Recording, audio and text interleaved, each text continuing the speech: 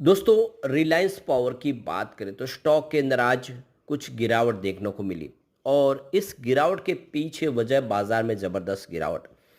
तो ईरान का जो मामला बन के आया कि जहाँ पे यूएस ने ईरान के ऊपर जो उनकी न्यूक्लियर साइट थी उस पे बॉम्ब डाले, उसके बाद में उन्होंने कहा है कि वो जो तेल आने का जो रास्ता है उसको रोक देंगे, जिससे इंडिया के लिए भी चिंता का पूरा मामला बन गया है क्योंकि इंडिया 85% तेल इंपोर्ट करता है और ऐसे में इंडिया को प्रॉब्लम हो सकती है, जिससे माहौल बाजार का गिरा।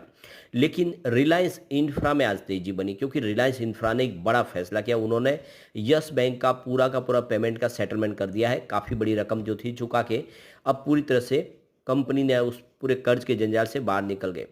एक समय ऐसा भी था कि आपको पता होगा कि रिलायंस इंफ्रास्ट्रक्चर की जो हेडक्वार्टर थी उस पे यस बैंक ने कब्जा कर लिया था कर्ज के एवज में, और आज वो स्थिति है कि उन्होंने सारा कर्ज चुका दिया। तो स्थिति पूरी बदल चुकी है और ऐसे में क्या है आगे की रणनीति, क्योंकि रिलायंस इंफ्रा की सब्सिडीज कंपनी रिलायंस पावर है, इसलिए सीधा उसका जुड़ाव है। ऐसे में आगे की क्या रणनीति बनेगी दोनों को लेकर उसको समझेंगे इस वीडियो के माध्यम से। लेकिन फ्रेंड्स, उससे पहले अगर आप पहली बार हमारे चैनल पे आए तो चैनल को सब्सक्राइब कर दीजिए, एक बेल आइकॉन दबा दीजिए ताकि जब भी नया वीडियो बने पहला नोटिफिकेशन आपको मिले। वीडियो पसंद आए तो लाइक से जरूर कीजिए। चलो फ्रेंड्स, वीडियो स्टार्ट करते हैं। मैं हूँ आपका दोस्त SB दवे और हमारे अपने चैनल ऑनलाइन कमाई में आपका बहुत बहुत स्वागत है। सबसे पहले रिलायंस पावर के कारोबार की बात करें तो आज 62.60 पर क्लोजिंग थी, जहां पे 1.49% की गिरावट देखने को मिली, लगभग 1.5% के आसपास की गिरावट थी। अब आप ये देख सकते हो कि बाजार ने साथ दिया होता तो तेजी बन जाएगी क्योंकि 63.44 का इंट्राडे का हाई भी बना था। लेकिन रिलायंस इंफ्रा में आज तेजी बनी अच्छी खासी, 379 पर क्लोजिंग था, 1.99% नहीं लगभग 2% की तेजी देखने को मिली। तो गिरते बाजार में इसने प्रदर्शन बेहतर किया है और इसके पीछे सबसे बड़ी वजह अनिल अंबानी की कंपनी ने यस बैंक का पूरा लोन चुका दिया है और इसने एक माहौल को पॉजिटिव बना दिया है।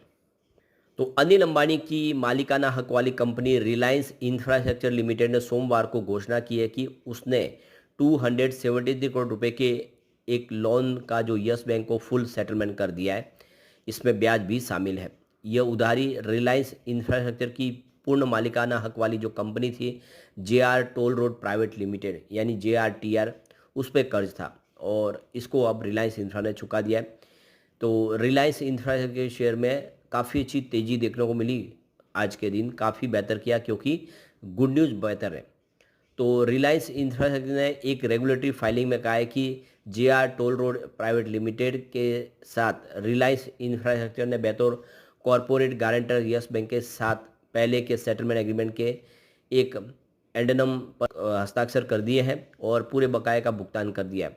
यस बैंक के शेयर में भी आप देखें तो तेज़ी देखने को मिली फिर। तो आप ये देख सकते हो कि इसमें गारंटर रिलायंस इंफ्रा था, इसने अपने उस गारंटी का निर्वाह कर दिया और अब पूरा सेटलमेंट हो चुका है। अब गारंटी की ज़रूरत नहीं है और इसने पूरा माहौल पॉजिटिव बनाया। तो रिलायंस इंफ्रा हो या रिलायंस पावर हो, अनिल अंबानी के दिन पलट चुके हैं। वो लगातार जो फैसले कर रहे हैं अब पूरे पॉजिटिव हो रहे हैं। ऐसे में हम कह सकते हैं कि आने वाले समय रिलायंस इंफ्रा और रिलायंस पावर बेहतर कर सकते हैं क्योंकि अब तो डिफेंस सेक्टर में भी कंपनी उतर चुकी है और फ्रांस की कंपनी के साथ मिलके इंडिया में अब डसोल्ट के आप देखें तो नए जो फाल्कन 2000 जेट बनाए जाएंगे और ये एक बहुत बड़ा अचीवमेंट है क्योंकि वो अनिल अंबानी जिसकी कंपनी एक करके सारी डूब रही थी, उन्होंने अब नए बिजनेस में एंट्री की और वो भी बिजनेस काफ़ी सक्सेस हो रहे हैं। बैटरी एनर्जी स्टोरेज के प्रोजेक्ट भी लगातार सरकारी को प्राप्त हो रहे हैं, जो टेंडर सरकारी टेंडर के माध्यम से प्राप्त करें। अब एक जो बड़ी गुड न्यूज निकल के आ रही है, भारत में पहली बार लगाए of grid green hydrogen plant.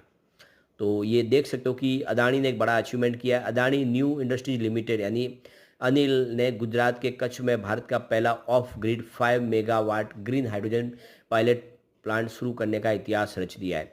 यह प्लांट पूरी तरह से सोलर एनर्जी से चलता है और बैटरी एनर्जी स्टोरेज सिस्टम से लैस है, यानी बिजली के पारंपरिक ग्रिड से बिल्कुल अलग 100% ग्रीन एनर्जी पर काम करता है। ये कंपनी का कहना है कि यह प्लांट ग्रीन हाइड्रोजन बनाने का नया तरीका है जो न सिर्फ पर्यावरण को बचाएगा बल्कि भारत को क्लीन एनर्जी का ग्लोबल लीडर बनाएगा। ये कदम नेशनल ग्रीन हाइड्रोजन मिशन और आत्मनिर्भर भारत के सपने को हकीकत में ले जाने की ओर एक बड़ा कदम है।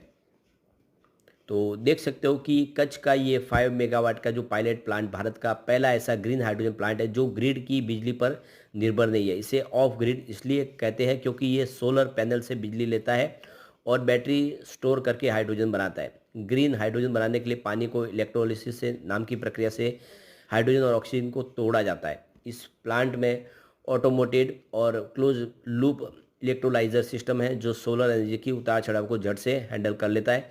माने अगर सूरज कम चमके या बादल छा जाए तब भी ये स्मार्ट सिस्टम अपनी रफ्तार नहीं खोता है। तो ग्रीन हाइड्रोजन को फ्यूचर का फ्यूल कहते हैं क्योंकि यह कोयले, तेल और गैस जैसे फॉसिल फ्यूल्स की जगह ले सकता है। जब इसे जलाते तो सिर्फ पानी निकलता है और कोई CO2 या प्रदूषण नहीं होता है। ये न उन इंडस्ट्रीज़ के लिए गेम चेंजर है और जहाँ पे बहुत ज़्यादा पॉल्यूशन होता है। तो देखिए फर्टिलाइजर इंडस्ट्रीज अमोनिया बनाने में ग्रीन हाइड्रोजन यूज हो सकता है और रिफाइनिंग जो पेट्रोल डीजल को साफ करने में भी इसका इस्तेमाल हो सकता है। इसके अलावा हैवी ट्रांसपोर्ट जैसे कि ट्रक, शिप्स, एविएशन में भी साफ ईंधन के तौर पे ग्रीन हाइड्रोजन का इस्तेमाल हो सकता है, यानी यह आने वाले इसमें फ्यूल का काम करेगा। तो कच्छ का ये प्लांट एक टेस्ट रन है जो दिखाता है कि ऑफ ग्रिड हाइड्रोजन दूर दराज के इलाकों में भी बनाया जा सकता है जहां बिजली की लाइनें नहीं पहुंचती है। ये भारत के लिए खास है क्योंकि हमारे पास सूरज की रोशनी और हवा की ताकत भरपूर है। जैसे गुजरात और राजस्थान में उसका पूरा इस्तेमाल अब हो सकता है। तो सरकार ने national green hydrogen mission launch किया है। 2030 तक 5 मिलियन ग्रीन हाइड्रोजन बनाने का लक्ष्य रखा गया है। यह मिशन तेल, गैस के इंपोर्ट को कम करेगा और इंडस्ट्रीज को साफ बनाएगा। नेट जीरो 2017 ने भारत ने 2070 तक कार्बन उत्सर्जन को जीरो करने का वादा किया है। ग्रीन हाइड्रोजन इसमें बड़ा रोल निभाएगा। आत्मनिर्भर भारत कहते देखें तो अदानी का प्लान दिखाता है कि भारत न सिर्फ टेक्नोलॉजी बना सकता बल्कि उसे स्केल पर भी कर सकता, जॉब भी बनेगी और इकोनॉमिक ग्रोथ भी होगी। ग्लोबल लीडरशिप होगी इंडिया की इस ग्रीन हाइड्रोजन के माध्यम से। जैसे कि यूरोप, जापान जैसे ग्रीन हाइड्रोजन की रेस में है। भारत सस्ती और भरपूर रिन्यूएबल एनर्जी के दम पर उनसे आगे निकल सकता है। तो ये बहुत बड़ा अचीवमेंट है इंडिया के लिए। तो क्लियर देख सकते हो कि अब इस नई टेक्नोलॉजी के दम पे आने वाला जो समय है वो काफ़ी शानदार होगा। तो जैसे कि ऑलरेडी रिलायंस पावर सोलर के साथ में एनर्जी स्टोरेज प्रोजेक्ट शुरू कर चुके हैं और इसके माध्यम से अब ग्रीन हाइड्रोजन का निर्माण हो सकता है, यह अदानी ने करके बताया। तो आने वाला जो समय है वो अनिल अंबानी के लिए भी बहुत ही शानदार हो सकता है और अंबानी भी इसमें कुछ कमाल कर सकते हैं। तो अब आप समझ सकते हो कि नई टेक्नोलॉजी के दम पे अनिल अंबानी कुछ बड़ा करने को बिल्कुल तैयार है और आने वाला जो समय है वो बहुत ही शानदार हो सकता है। एक और अच्छी जो गुड न्यूज़ है, जैसे कि कंपनी सोलर सेक्टर में काम करती है, तो केंद्र सरकार ने शनिवार को देश में रूफटॉप सोलर और डिस्ट्रीब्यूटेड रिन्यूएबल एनर्जी टेक्नोलॉजी में इनोवेशन को बढ़ाने के लिए 2.3 करोड़ रुपए के प्राइज पूल के साथ इनोवेटिव स्टार्टअप चैलेंज शुरू किया है। इस यूनिक नेशनल इनोवेशन चैलेंज का उद्देश्य है कि भारत के आरटीएस और डीआरए इकोसिस्टम के लिए सफल समाधानों की पहचान करना, उसका समर्थन करना। तो जो इकोनॉमी वीक है, कमजोर लोग हैं, वो अगर सोलर सेक्टर में एंट्री करते हैं यानी वो सोलर रूफटॉप अपनाते हैं तो उनको प्राइज दिया जाएगा इनाम के तौर पे। पहला इनाम 1 करोड़ है, दूसरा इनाम 50 लाख और तीसरा इनाम 30 लाख है। उसके अलावा 5 लाख के 10 सांत्वना पुरस्कार भी दिए जाएंगे, यानी जो सोलर एनर्जी अपनाएंगे उनको इनाम भी मिलेगा। इससे ज़्यादा से ज़्यादा लोग सोलर एनर्जी की तरफ रुख करेंगे और कंपनी सोलर रूफटॉप का काम करती है। तो ऐसे में आप देख सकते हो कि आने वाला जो समय वो काफ़ी शानदार हो सकता है और ऐसे में रिलायंस पावर भी बहुत बेहतर कर सकता है क्योंकि कंपनी अब पूरी तरह से कर्ज मुक्त हो चुकी है। दोनों ही कंपनियां, इसकी जो प्रमोटर कंपनी है रिलायंस इंफ्रा, वो भी शानदार कर रही है और आने वाले समय प्राइस बढ़ने की संभावना काफ़ी शानदार दिख रही है क्योंकि यह आईपीओ ही लाया गया था 400 साढ़े 400 की प्राइस में। जो शेयर 450 की प्राइस में, वो भी 2008 में होगा। तो इस समय तो आप देख ही सकते हो कि स्टॉक वाकई में 2 डिजिट में है, जो आने वाले समय काफ़ी बेहतर कर सकता है।